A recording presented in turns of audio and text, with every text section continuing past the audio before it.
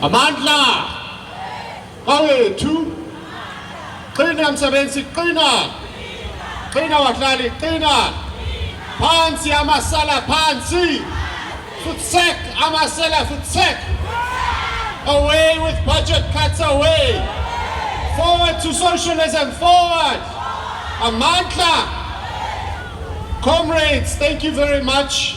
I'm not going to read the entire memorandum because we've been here for a long time.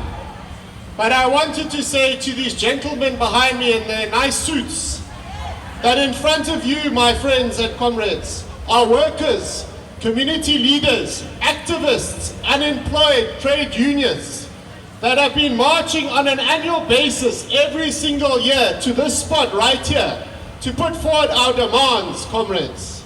And every single year, our demands, our pleas for assistance, whether it's from cries from excluded, whether it's from the trade unions, equal education, are simply ignored, Makabani. So like what Comrade Serea was saying, this must be the last year, comrades, that we use our energy, the little time that we have, that we could be spending at work or with our communities or with our family, to make sure that these demands are achieved and we have a people's budget, Makabani. Comrades, we have 9 demands that we are putting forward to Treasury today. And these are important demands because it's going to be tested in what Enoch Godongwana says today and what happens in the next few months impacting working class communities. Comrades, here are our 9 demands. The first is the immediate end to austerity policies. This includes scrapping fiscal consolidation and budget cuts that undermine public services like SAPs, like in our hospitals, like what we see in Home Affairs every single day with the long lines. We are calling for an abandonment of these useless, nonsensical, inhumane and unconstitutional budget cuts in the form of austerity. Comrades, we are also calling for an end to harmful monetary orthodoxy that is largely sent to us, imposed on us by Washington, not Pretoria, Washington, Makabani. Comrades, we are calling for an immediate and decisive increase in public spending on health, on education, social development, housing, and in the local government sphere to assist our communities. In terms of health, Makabani, all of you here will know the long lines outside of our clinics and hospitals and public institutions. You will know, comrades, that doctors, staff, nurses are burnt out. They're burnt out because they have to work 3 or 4 shifts a day. And what that does, comrades, it decreases the quality of service. It makes our communities angry. And this is an intentional thing that government has done, comrades. Collapse the infrastructure, don't spend money on the public health care system, and then eventually what they want to do is privatize everything. So we are calling Maktabane for an end to austerity and an increase in the public spending on health in particular and in education. Comrades, we are demanding, in fact, that government prioritize ECD, early childhood development. So we want to see in this budget today substantial increase towards early childhood development, such a formative stage in a young person's life. We are calling, comrades, for the compliance with school infrastructure norms and standards. Every single year, comrades, Equal Education is campaigning tirelessly around this issue. Every single year, Makabani, we see government, whether it's the Department of Basic Education or the Treasury, simply ignoring these demands. The infrastructure in our schools resemble a prison, Makabani, not a place for learning, comrades. They say that they've eradicated pit latrines. That's nonsense, it's a lie, comrades. Comrades, in terms of housing, we are also calling for an increase in well-funded, for well-located, quality public housing, not the nonsense that they're providing.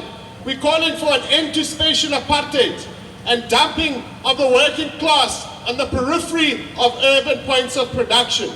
And we are calling, Makabane, in terms of housing, to support for community-led upgrades of social housing.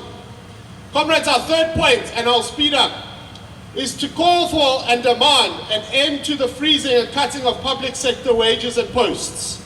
As I mentioned, comrades, the reason why we have these long lines outside of Home Affairs, our public hospitals, is because vacancies are not being filled. It's because workers have to work 2-3 shifts of a person that should be employed, comrades. So we're calling for the immediate filling of these vacancies, Makabane. We are calling and demanding for an increase in the number of nurses, doctors, pharmacists, specialists, and auxiliary healthcare workers. It was good to hear the voice of community healthcare workers here today, Makabane. Comrades, we are obviously also calling for an increase in teachers. The student-teacher ratio is abysmal, comrades. We cannot expect our young people to learn in conditions like that, where a teacher must teach up to 60 young people a day. It's impossible, Makabane.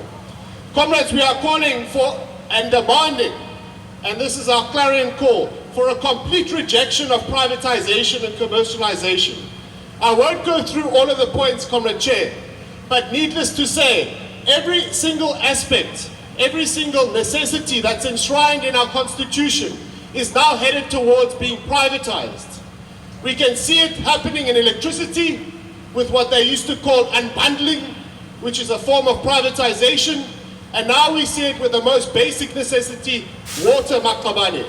So we're calling for an end to this massive overhaul of public service in the form of privatization.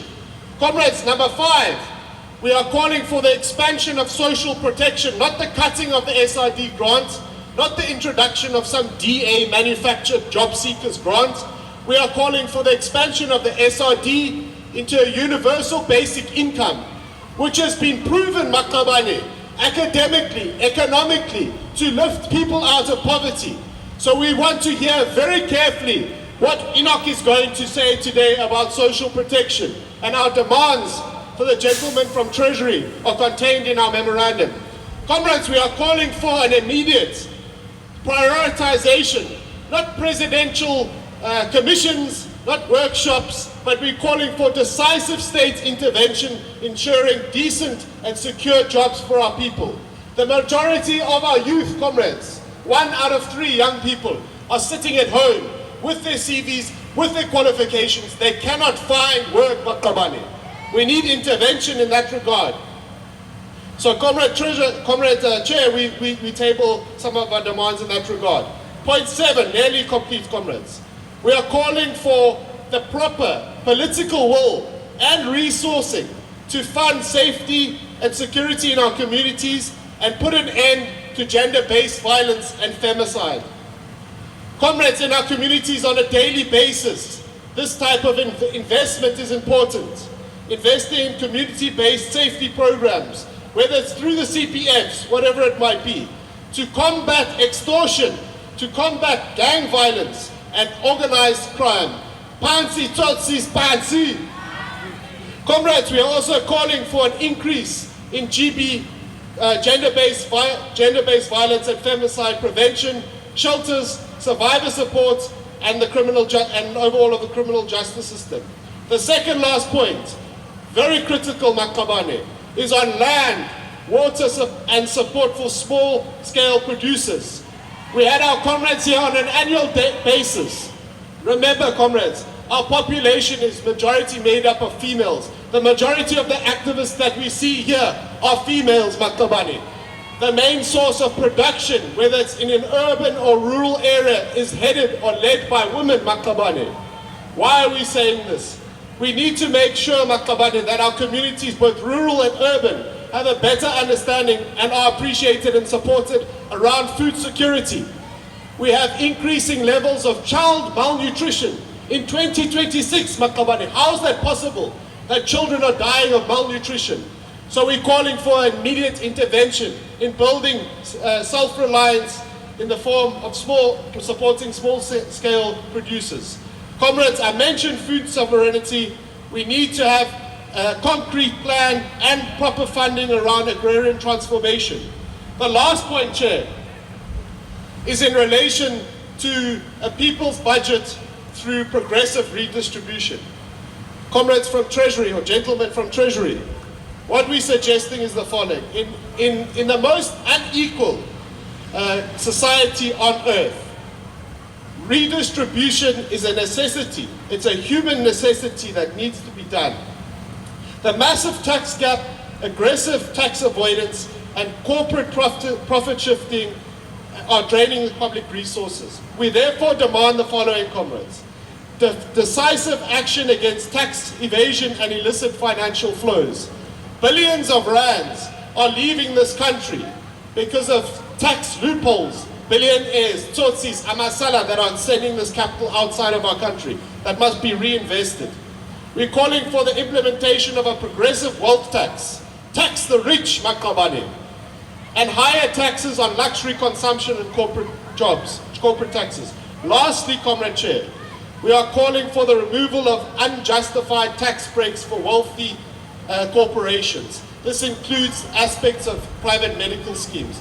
Makabane, that is a summary of the memorandum that we wanted to hand over to Treasury today. And we wanted to convey that these are not pleas, we're not begging, we're not coming with our hats in our hands. These are the demands that we're making across the board, whether it's community activists, trade unions, and next year, Makabane, when this budget is presented, we must increase our militancy, increase our unity as organizations to make sure that we have an impact. Thank you very much, Chair. Amanda! Awe, tu, Matla, Yaruna, oh, power. Thank you very much, Chair.